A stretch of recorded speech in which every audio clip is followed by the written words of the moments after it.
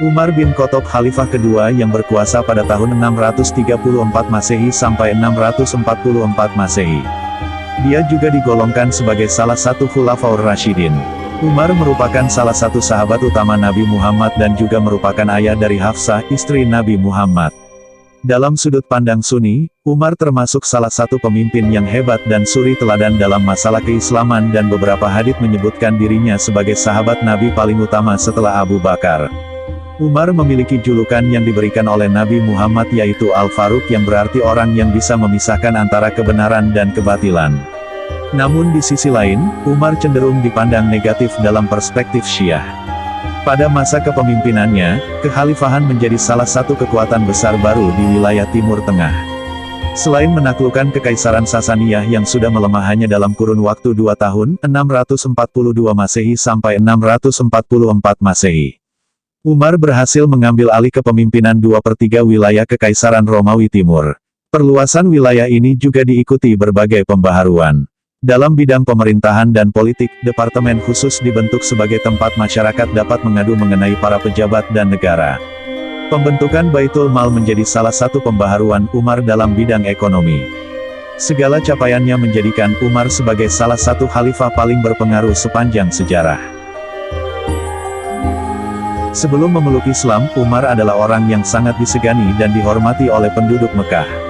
Umar juga dikenal sebagai seorang peminum berat. Beberapa catatan mengatakan bahwa pada saat sebelum memeluk Islam, jahiliyah sama dengan masa kekosongan Nabi, Umar suka meminum anggur. Setelah menjadi seorang muslim, ia tidak menyentuh alkohol sama sekali, meskipun belum diturunkan larangan meminum khamar, yang memabukkan, secara tegas. Ketika Nabi Muhammad menyebarkan Islam secara terbuka di Mekah, Umar bereaksi sangat antipati terhadapnya. Beberapa catatan mengatakan bahwa kaum muslim saat itu mengakui bahwa Umar adalah lawan yang paling mereka perhitungkan. Hal ini dikarenakan Umar yang memang sudah mempunyai reputasi yang sangat baik sebagai ahli strategi perang dan seorang prajurit yang sangat tangguh pada setiap peperangan yang ia lalui. Umar juga dicatat sebagai orang yang paling banyak dan paling sering menggunakan kekuatannya untuk menyiksa pengikut Nabi Muhammad.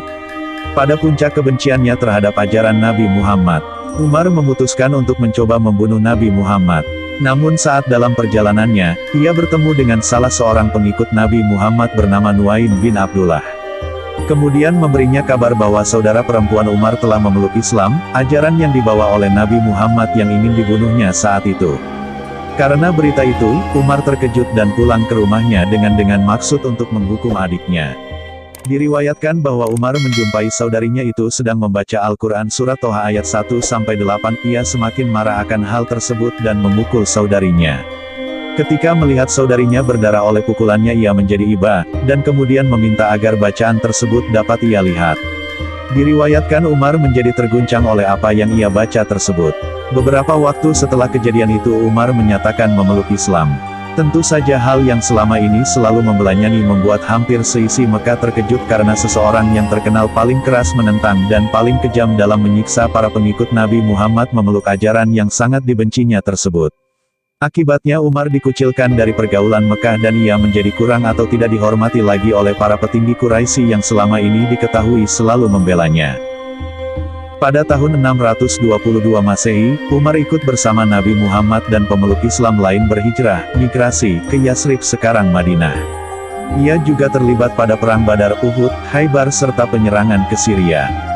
Ia dianggap sebagai seorang yang paling disegani oleh kaum muslim pada masa itu karena selain reputasinya yang memang terkenal sejak masa pra-Islam. Karena ia dikenal sebagai orang terdepan yang selalu membela Nabi Muhammad dan ajaran Islam pada setiap kesempatan yang ada. Bahkan ia tanpa ragu menentang kawan-kawan lamanya yang dulu bersama dia ikut menyiksa para pengikut Nabi Muhammad. Pada saat kabar wafatnya Nabi Muhammad pada tanggal 8 Juni tahun 632 Masehi, 12 Rabiul Awal, 10 Hijriah, suasana sedih dan haru menyelimuti kota Madinah.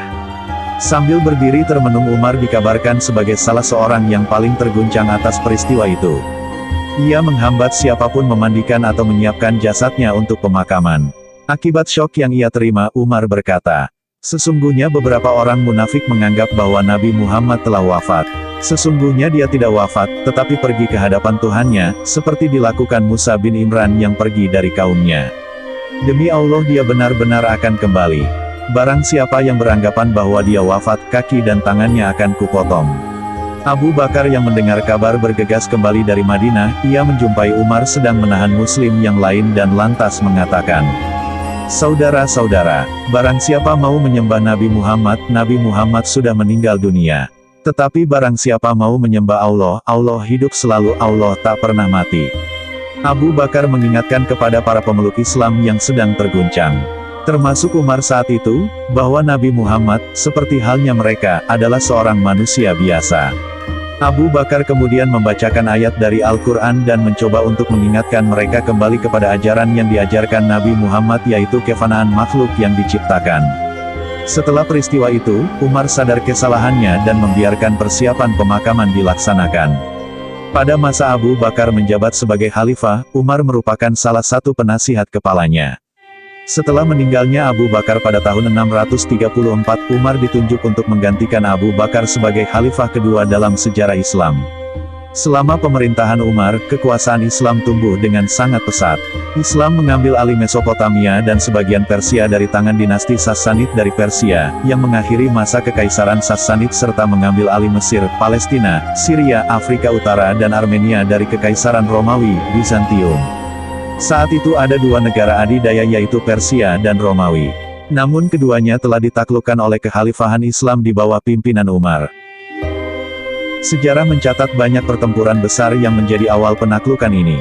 Pada pertempuran Yarmuk, yang terjadi di dekat Damaskus pada tahun 636, 20.000 pasukan Islam mengalahkan pasukan Romawi yang mencapai 70.000 dan mengakhiri kekuasaan Romawi di Asia Kecil bagian selatan.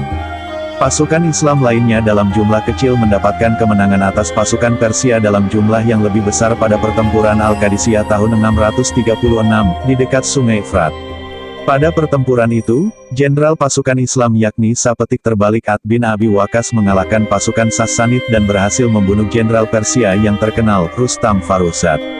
Pada tahun 637, setelah pengepungan yang lama terhadap Yerusalem, pasukan Islam akhirnya mengambil alih kota tersebut. Umar diberikan kunci untuk memasuki kota oleh pendeta Sophronius dan diundang untuk sholat di dalam gereja Church of the Holy Sepulchre.